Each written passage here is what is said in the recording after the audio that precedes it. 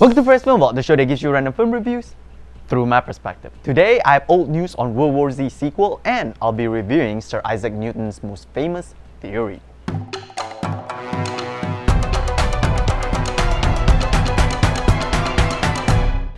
Here we go, the first official old news and rumors for the show, and that is the director of World War Z, Mark Forster, is not coming back for his sequel if it do get greenlit.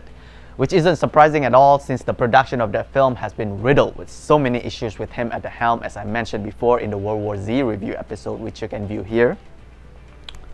I'm not against this since I thought World War Z was pretty disappointing, so let's hope Hollywood don't F this up for a second time. What do you think about this decision? You think Mark Forster should return to direct a sequel or not? Let us know below. And now let's continue on with the show, where I'll be reviewing a film where the apple has fallen far from the tree.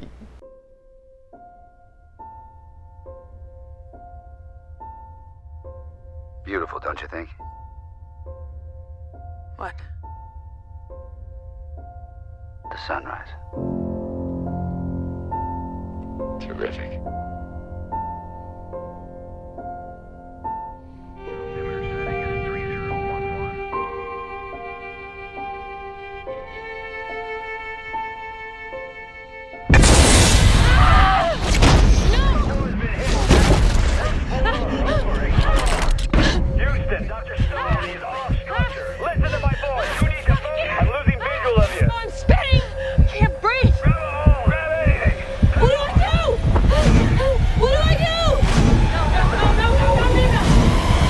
Holy frickety FF. I was actually going to do a different film review this week, but since I've just seen Gravity on opening night last week, I just have to do a review on it. Gravity is a sci-fi thriller drama horror about a medical engineer and an astronaut who have to work together to survive after an accident lifts them adrift in space. It's written, produced, edited, and directed by Alfonso Cuarón, who've done films like Great Expectation, Harry Potter and the Prisoner of Azkaban, Children of Men, and so on.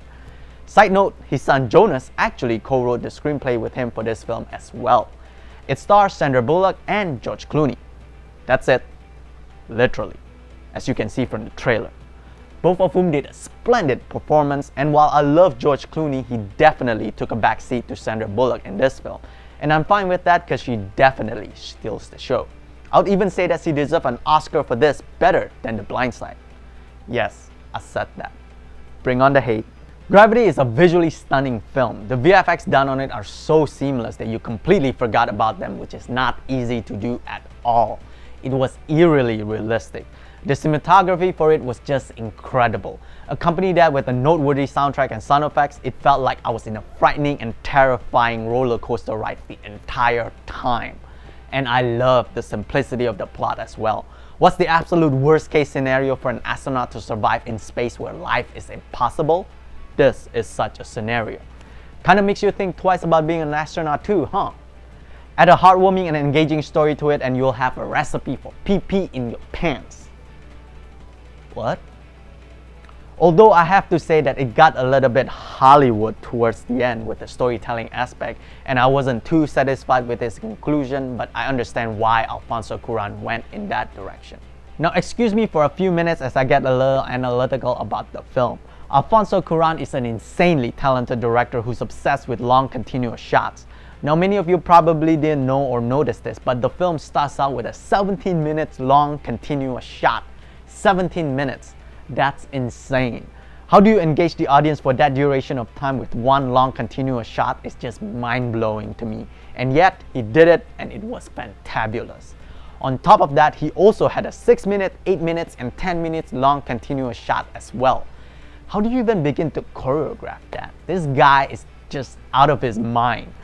Then you just start to seriously think, how did they do this? How did they make the zero gravity environment and so on? It really got me thinking after the film was done, which was surprisingly only an hour and a half because it felt much longer to me, but in a good way, of course. I know I'm slobbering all over this film. It was personally hyped up for me and it far exceeded that. Therefore, I'm giving this an epic. It's a fantastic blend of art house and blockbuster film to me. I'd even dare to say that this is one of the best films of the year. I'm getting it on Blu-ray for sure, and I'll be studying this film intensely since this is just one fine filmmaking. And just putting the word out, if you haven't watched this film yet, watch it in IMAX 3D in all its full glory as the director intended it to be, because it's most certainly worth it.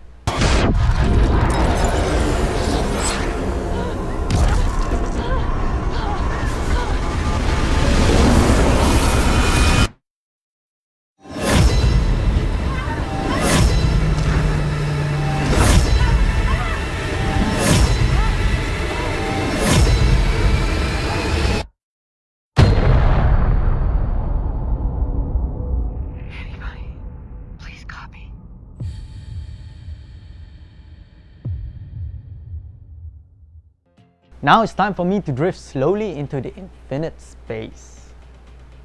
Actually, let's not do that and finish the episode instead. But before you and I go, be sure to post any sort of comments you might have below. And if you have any film review requests, that would also be the place to post them. Additionally, if you like the show, be sure to show us your love and support by subscribing. It's just one click away, super simple. So you'll be in the know as to when the newest episode is being posted and etc. But that's it, folks. I'll see you at the next review.